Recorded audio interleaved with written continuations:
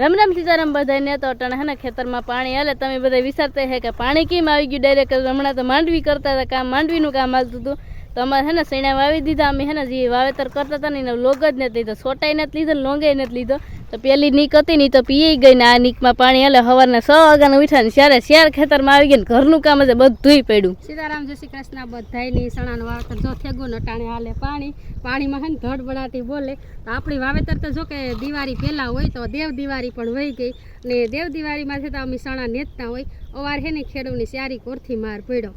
વાવેતર આપણી છે ને પાસતરા થયા ન કરતા મોટા મોટા રૂપા અટાણે સણા થેગા હોય ને કિશનભાઈ જો ઓલી કર ખપારી ઢહડે આમ છેલ્લે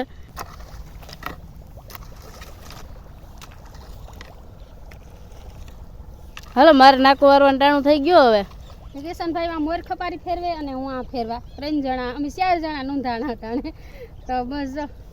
એવું બધું હાલે ને મારે જો પગમાં પાવડો લાગી ગયો એટલે લોહી કાઢી નાખ્યા હાવ અને માંડવી જો વીણી ને વીણા જેવી ઉતી જ નહીં તારી મહી થઈ ગઈ હતી વરસાદની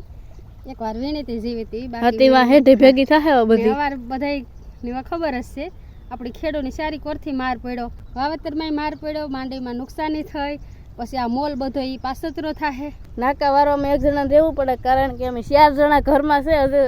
2-3 જણા ઘટે તો એક જણું ઘરમાં રહે એટલે હે ને ઘરનું બધુંય કામ પડ્યું તો કે મારી મમ્મી ખાલી ભીહ જ દઈ ને મેં હે ને ખાલી ગોદડા જ ઉપાડ્યા ને બધુંય કામ પડ્યું હવે હે ને બપોરે 12:30 વાગે રાંધ્યું ખાવું બધું ઘરનું કામ કર્યું ને 1 વાગે પાછી લાઇટ વહી જાય એટલે હે ને પાછું પાણી વારવા આવતું રહે છે લગભગ તો આ પી જાય બધુંય